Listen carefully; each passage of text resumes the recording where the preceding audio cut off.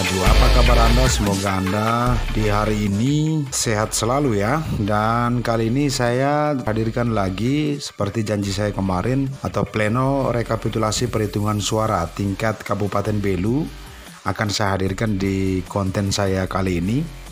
Dan untuk lebih jelasnya langsung saja, karena tadi memang sempat terjadi perdebatan kaitan dengan ada saksi paslon nomor urut 1 sempat mengajukan beberapa keberatan, hingga tadi pada saat penandatanganan berita acara, saksi dari paslon nomor urut 1 keberatan juga sampai tidak menandatangani berita acara yang ada.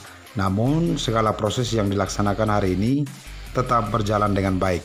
Nah, warga YouTube, saya ajak Anda untuk ikuti pernyataan yang disampaikan oleh Ketua KPU Belu terkait dengan apa saja hasil daripada pleno rekapitulasi perhitungan suara hari ini. Bisa dijelaskan tadi kan rekapitulasi ya, ini apa lagi?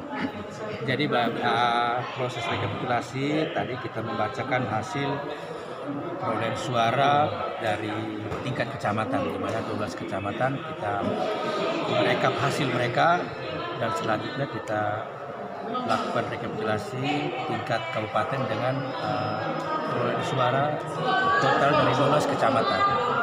Dan setelah ini tentunya ada tahapan selanjutnya, yaitu tahapan penetapan calon terpilih. Sesuai ketentuan, sejak kami tetapkan keputusan kami ini itu 3 kali 24 jam hari kerja, itu pasangan calon yang merasa dirugikan terkait hasil ini bisa mengajukan sengketa hasil. Tentunya kalau sengketa hasil, proses penyelesaiannya ada di Mahkamah Konstitusi. Dan kalau terhitung dengan hari kerja itu, kalau 24 kali 3 hari itu berarti paling lama itu di hari Selasa. Kan hari kerja.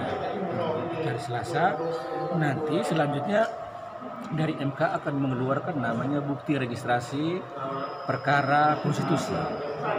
Bukti registrasi itu yang membuktikan bahwa Kabupaten Belu itu ada pasangan calon yang meregistrasi ke sana untuk disengketakan di MK. Kalau MK mengeluarkan bukti bahwa Belu tidak masuk dalam, tidak ada bukti registrasi, berarti tidak ada sengketa PHP di sana. Perselisihan hasil tidak ada. Kalau ada bukti registrasi, selanjutnya kita akan menunggu proses sengketa dari MK. Akan ada jadwal, akan disidangkan. Lalu keputusan MK seperti apa? Hasil sidang, keputusan MK memerintahkan KPU Belu apa yang harus diperintahkan. Itu kami harus tindak lanjuti. Misalkan mau di pemungutan suara ulang atau apa, itu kita menunggu putusan MK. Jika tidak ada registrasi, tidak ada PHP, berarti setelah keluarnya bukti registrasi perkara konstitusi oleh MK itu, 3 hari KPU Kabupaten segera menetapkan pasangan calon. Jadi pasangan calon terpilih itu kami tetapkan setelah 3 hari menunggu bukti dari MK itu bahwa Belu terregistrasi atau tidak. Saya kira seperti tadi rekapitulasi itu adalah pasangan calon nomor urut 2 Dr. Agus Taulin dan Aloysius Haliserens. Nah, selisihan suara di antara mereka ini adalah sekitar 247 kan? 247 suara. Nah, kalau dilihat dari peluang untuk disengketakan, ini kita Kabupaten Belu termasuk dengan Sumba Barat, karena ini masuk dalam 2% selisih perolehan suara yang bisa disengketakan di MK, karena MK itu menerima sengketa itu melihat itu tadi persentase selisih suaranya seperti apa. Karena kalau 2% tentunya kita di atas 2000 sekian. Nah, ini kan selisihnya tidak sampai ribuan. Nah, ini bisa disengketakan, sehingga itu masuk dalam ketentuan MK keputusan 08 tahun 2020 untuk sengketa MK itu bisa diajukan. Substansinya adalah seperti yang kita ketahui, dari ke-7 kecamatan yang ditolak itu tentunya adalah bagaimana mereka ingin memvalidasi kebenaran pemilih DPTB, pemilih memerlukan KTP di kecamatan-kecamatan itu atau di TPS itu. Nah, berdasarkan hasil pleno rekapitulasi tingkat kecamatan, bahwa tidak cukup kuat pengawas mengeluarkan bukti, karena tidak seperti yang disampaikan dalam pleno bahwa pengawas tidak memberikan rekomendasi. Tentunya ketika pengawas tidak melakukan rekomendasi untuk bisa menghitung, itu kan ada dalam kotak, dalam sampul, itu tentunya punya alasan bahwa kenapa tidak bisa direkomendasikan. Saya kira itu kewenangan Panwaslu, jadi itu sudah terjadi di pleno-pleno tingkat kecamatan. Saya kira. Jadi pemilih ini terkategori dalam 3 kelompok, yaitu pemilih yang terdaftar dalam DPT. Kita justru berharap DPTB ini nihil, semua masuk dalam DPT. Nah, ternyata itu juga upaya keras kita. Hari ini kita bisa melihat bahwa pemilih DPTB ini cukup tinggi juga di kabupaten, masih 4.000 lebih. Tadi saya catat itu. Dan ini bahwa 4.000 lebih ini adalah mereka juga memenuhi syarat. Dan itu harus dilindungi dan harus dilayani hak pilih mereka. Karena 1, pemilih yang terdaftar di DPT, 2, pemilih pindahan. Pemilih pindahan itu tentunya pemilih DPT. Yang ketiga adalah pemilih tadi DPTB ini yang menggunakan KTP ketika datang di TPS. Itu harus dilayani ketika surat suara itu masih tersedia.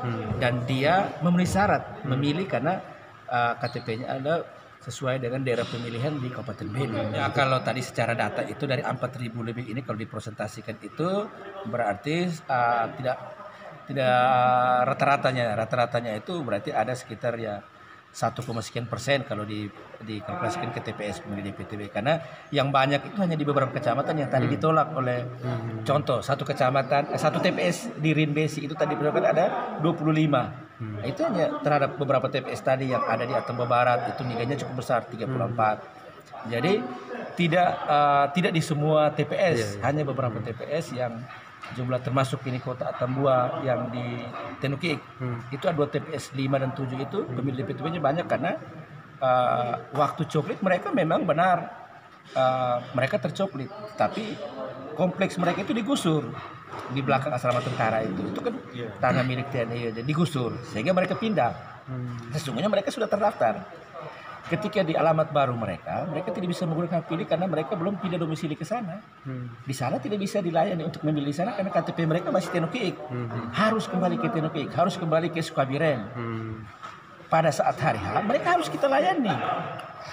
Itu. Jadi tidak berarti bahwa kita melayani tidak sesuai dengan ketentuan, kita harus layani karena dia punya hak. Tetapi tergantung surat suara apakah masih cukup. Ternyata masih cukup, masih mungkin. Ternyata masih cukup. Iya, masih cukup.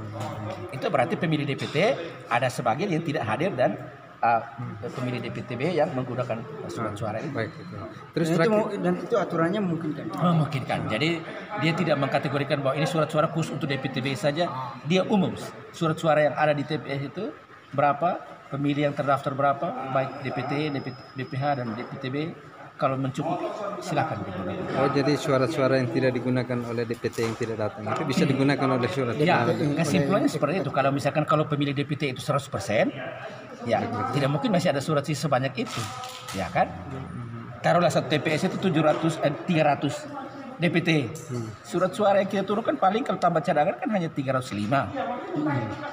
Kalau misalkan DPT 100%, 300, sisa suratnya 5. Pemilih DPT tadi 35. Hanya 5, 30 tidak bisa dilayani. Jadi pemilih menggunakan KTP bisa menggunakan surat suara yang dari DPT yang sisa ya, tadi. Itu dia tidak difokuskan bahwa surat suara ini khusus untuk pemilih DPTB. Ya, tidak. Surat suara ada itu untuk semua pemilih 3 kategori. Hanya waktu memilihnya yang berbeda. Yang pakai KTP itu dari jam 12 ke atas.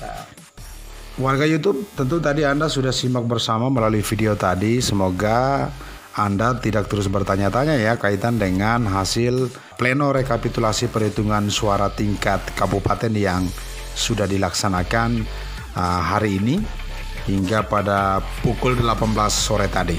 Oke warga YouTube, sampai jumpa di konten selanjutnya. Terus ikuti channel kami NTT Bisa Maju.